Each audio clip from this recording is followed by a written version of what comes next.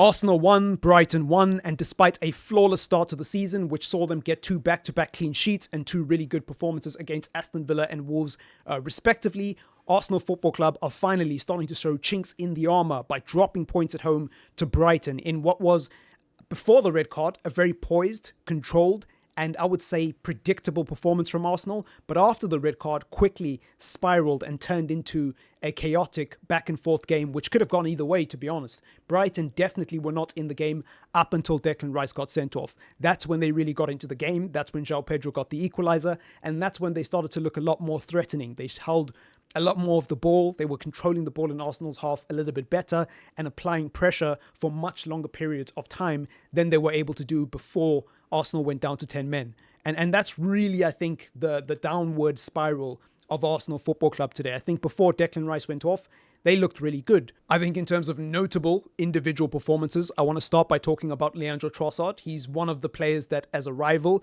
he's one of the few players that I actually enjoy watching for Arsenal because I think he's just so good that I almost can't even hate him, apart from the fact that he plays for Arsenal, right? Trossard is a player that confuses me at Arsenal because he doesn't start as much as I believe he should.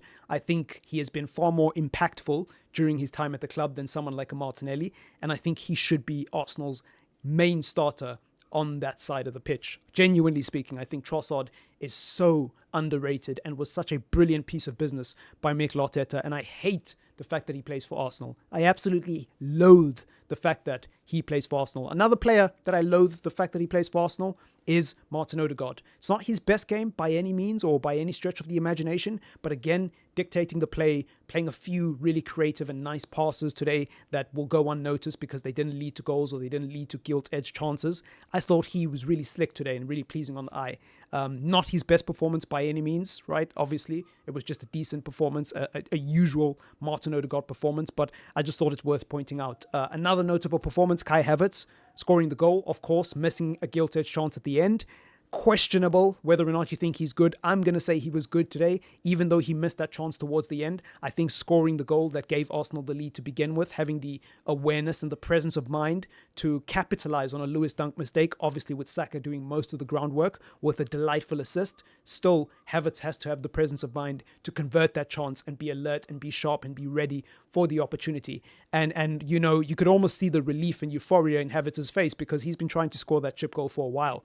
I might be going crazy, but I'm pretty sure I've seen Havertz attempt that more than just a couple of times. And not just for Arsenal too. I believe there was a chance in the Euros where Kai Havertz could have passed to his right-hand side, but instead tried to go for a chip because he saw the goalkeeper vacate his area and missed the opportunity completely. And it might have been one of the pivotal moments that people look back on and say that's why Germany got knocked out of the Euros. Anyways, that's irrelevant to the conversation. Honestly, fair play to him, man. I think Havertz is one of the most confusing players I've ever tried to analyze, and I'll never forget how confused I was when Mikel Arteta signed him. But here we are. You know, he's scoring to keep Arsenal's point alive at the Emirates. Saka, it was a quiet game from him. I don't really think there's too much to say about him. Again, good for the assist, but not really doing much to impact the game, in my humble opinion. Yes, there was a few times where he did beat a man and he did draw players out of position and he was actually being productive and he would lay the ball off, and just because it didn't lead to a goal or an assist, it doesn't mean he was completely useless.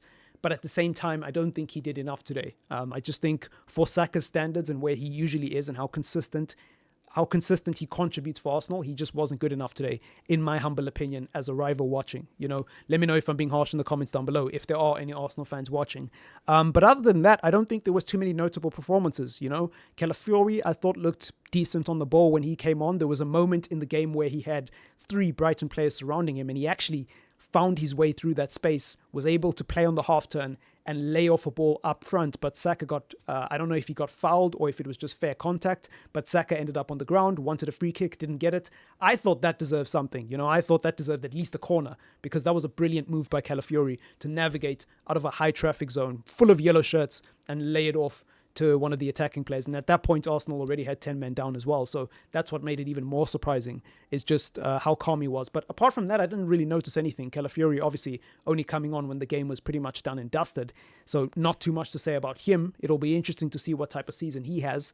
But not much else to say. Timber coming off injured. That is a huge red flag for Arsenal fans. He spent most of last season not really contributing at all. And that's something that Arsenal fans will probably be very frustrated by, because the Timber signing, I thought, was a really good signing. And the fact that they were able to pull him away from potentially joining Manchester United, choosing Arsenal over us, I was really upset when Timber signed for Arsenal. And yet here we are a year later, and there just isn't a big enough sample space of games to say whether or not he's been a good signing. In fact, you could probably say he's been a flop, because that's what people say about Mason Mount, right? So same logic, if we're being fair. That must be really infuriating for Arsenal fans. But on the bright side, at least someone like Thomas Partey was able to start today, who also was injured for most of last season. So at least that's a plus. Declan Rice is also going to be missing the North London Derby, which I believe is next week. That's pretty unfortunate as well. So look, it's not time to panic if you're an Arsenal fan. It's still early in the season. This is not the end of the world. It's not a complete and utter disaster. But there are some yellow flags that Arsenal fans need to pay attention to. And I don't think Arsenal particularly had a great window. Again, Kai Havertz was good today, and he might go on to have a good season. But is it enough if Arsenal want to go to the promised land? Is it enough to go toe-to-toe with Manchester City? I'm not sure. And I always felt throughout this entire transfer window that if Arsenal was serious, they were going to blow the budget on a proper number 9 and really go toe-to-toe with Manchester City. But again, it is just one game, you know. Arsenal might go on to win the league anyways, but I don't really think that is going to happen. However, Manchester City haven't strengthened either as well. They actually don't have a replacement for Haaland if he gets injured, right? Because Alvarez is gone now. So Manchester City, they didn't really have a great transfer window either. And they kind of sort of left the door open, even though they've started really well and Manchester City are Manchester City and they probably will do the 5-peat anyways. I do think that this season was the season for Arsenal to potentially go for the jugular and finally get themselves over the line. And the way that they were going to do that is by being a serious football club in the transfer market. And I just don't think they were. Yes, they signed Moreno. Yes, they signed Calafiori. But are those players that Manchester City are looking at and they're quivering in their boots?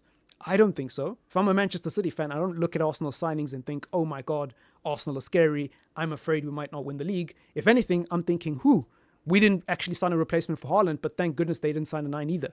You know, I don't know. And plus, I spent almost a couple of seasons ago, saying that Arsenal were going to win the league, and they let me down. So I'm never making that mistake again as a rival, personally. You know, it's just inevitable. Man City are probably going to do the 5-peat. But it's been your boy Triple M. Let me know what you think in the comments down below of the Premier League day so far. At the time of me recording this video, I believe the 4 o'clock games are already starting on my end. So there's lots of football this weekend and hopefully lots of content coming. Leave a like on the video. Subscribe to the channel if you are new. Leave a comment if you want to. Otherwise, enjoy the rest of your Saturday. Peace!